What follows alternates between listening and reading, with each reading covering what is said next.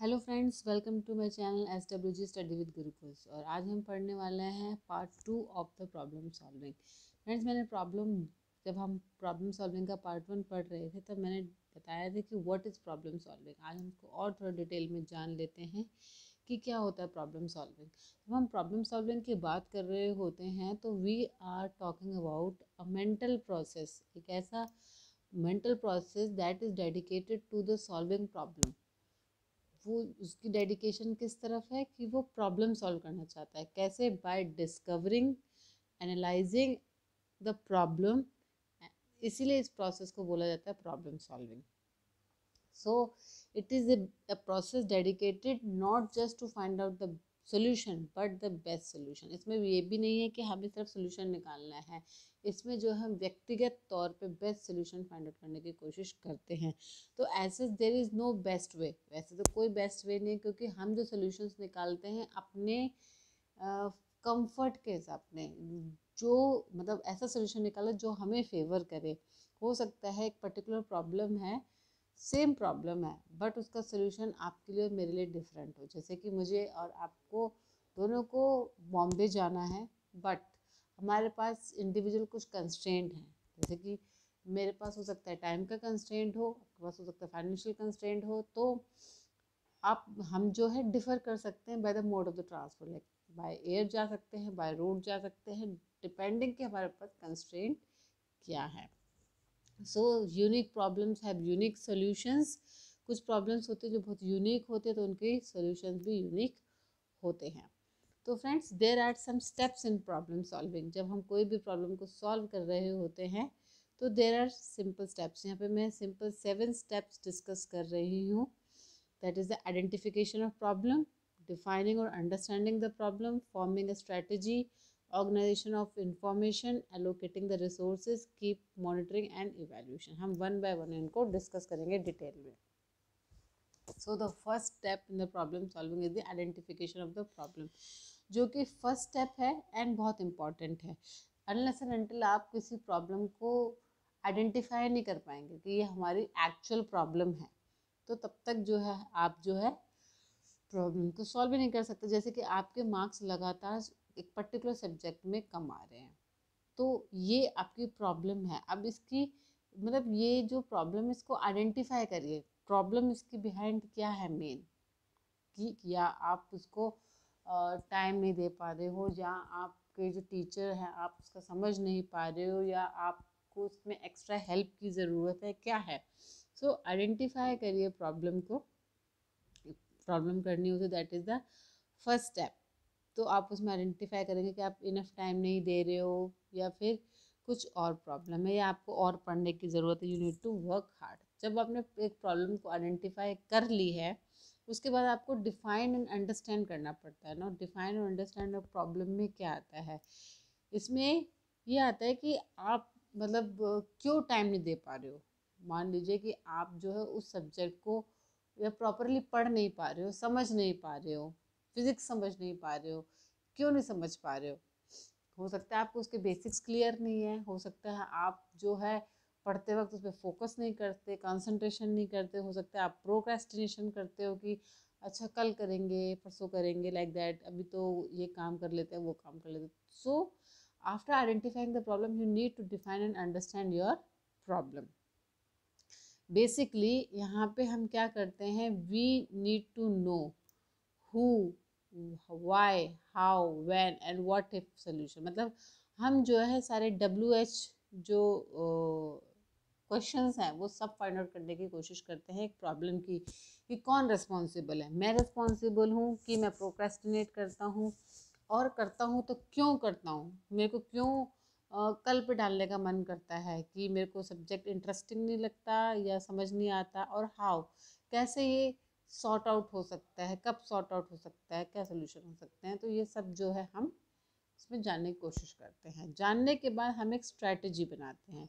No, strategy में क्या बनाते हैं, स्ट्रैटेजी में ये we try to find out a solution. इसमें हर डिफरेंट प्रॉब्लम के लिए डिफरेंट सोल्यूशन हो सकते हैं, डिफरेंट डिफरेंट सिचुएशंस हो सकती हैं, जो कि डिपेंड करते हैं ऑन द यूनिक प्रेफरेंसेस। मतलब आपके और मेरे और या फिर कोई और के मतलब सॉल्यूशंस डिफर कर सकते हैं डिपेंडिंग ऑन आवर सिचुएशंस।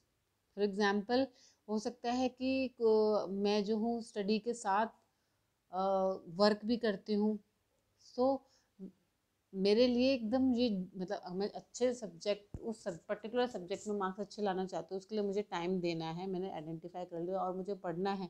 अब मैं ऐसा तो नहीं कर सकती कि बिल्कुल वर्क जॉब छोड़ दूँ क्योंकि मुझे पैसे की भी ज़रूरत है और जस्ट पढ़ने बैठ जाऊँ। So this is also not problem, मतलब this is not feasible. So हमें कुछ और सॉर्ट आउट करना पड़ेगा। We will try to manage our time properly, है ना। We will try to allocate less time to not so important works, मतलब मेरे लिए जो ज़्यादा इम्पॉर्टेंट नहीं है, जैसे कि मेरे लिए ज़्यादा इम्पॉर्टेंट नहीं है राइट टाइम में मूवी देखने जाना, मैं एक मूवी मिस कर दूँ, you know. So well thought और वेल मतलब एक स्ट्रैटेजी बनाई जाती है कि अच्छा मैं टाइम कम दे पा रही हूँ तो मुझे अनइम्पॉर्टेंट जो वर्क्स हैं उनको जॉट आउट डाउन करना पड़ेगा मेरे रूटीन में से, ताकि मैं एक ऐसी स्ट्रेटजी बना पाऊँ जिससे कि मैं उस पर्टिकुलर सब्जेक्ट को ज़्यादा टाइम दे पाऊँ। Next is organising the information. ना बहुत सारी ऐसी इंफॉर्मेशन होती है जिसके लिए इंफॉर्मेशंस को ऑर्गेनाइज करना बहुत ज़रूरी हो जाता है।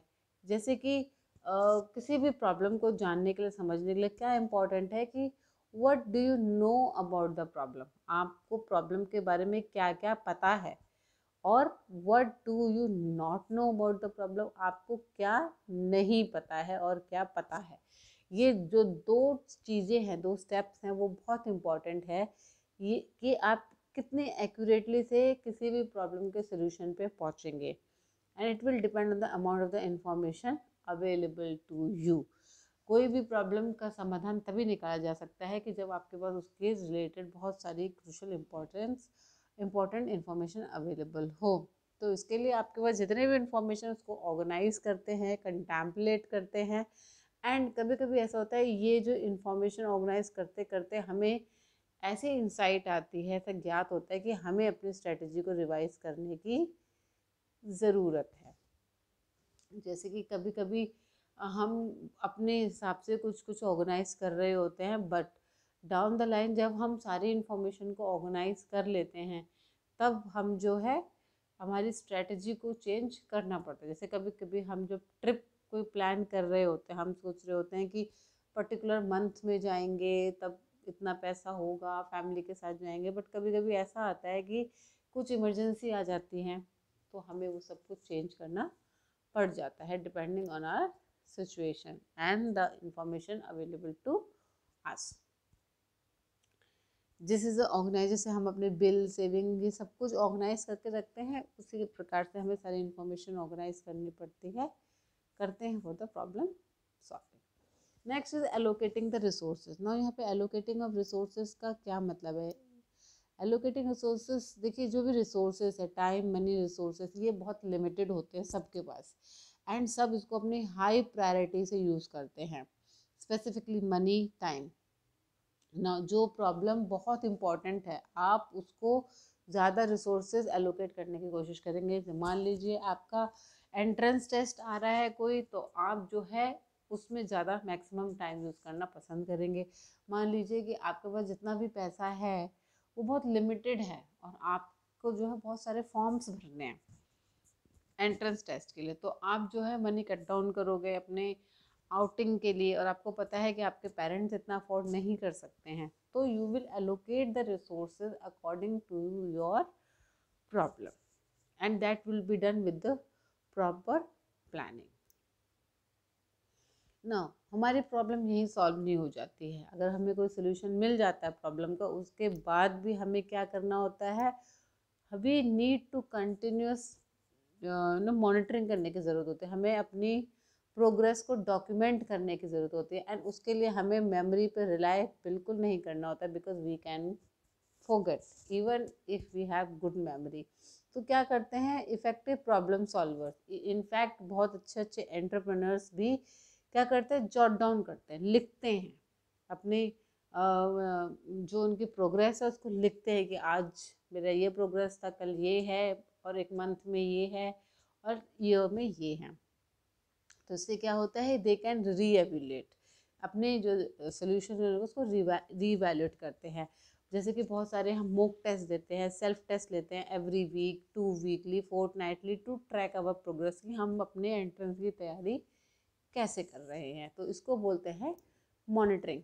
Now after the monitoring is the evaluation of the results. जो रिजल्ट्स हमें मिल रहे हैं वो सेटिस्फैक्ट्री है या नहीं, वो सही है या नहीं, वो हमारी आकांक्षा और एक्सपेक्टेशन से मीट कर रहे हैं या नहीं कर रहे। तो उसके लिए हमें क्या करना पड़ता है, हमें करना पड़ता है इवैल्यूएशन। तो ये इवैल्यूएशन भी तरह तरह के हो सकते हैं। कुछ इमीडिएट इवैल्यूएशन हो जाते हैं, जैसे कि कोई मैथ का प्रॉब्लम सॉल्व कर रहे होते तो तुरंत ही एल्गोरिथम वगैरह मैथमेटिकल जो भी सोल्यूशन हमें मिल जाता है। बट कुछ जैसे कि टैक्स इश्यू हो गया, जो कि पूरे साल के मतलब जब हम एक्सपेंडिचर सब कर देते हैं, सेविंग कर लेते, तो हमें ईयर एंड पे जो है उसका सोल्यूशन मिलता है। तो that is the another kind of evaluation. तो friends, this was about the various steps involve in the problem solving. I hope आपको ये वीडियो पसंद आएगी। अगर आपको ये वीडियो बहुत फुल लगती है तो प्लीज़ शेयर एंड सब्सक्राइब करिए एंड कमेंट करके बताइए। Thank you.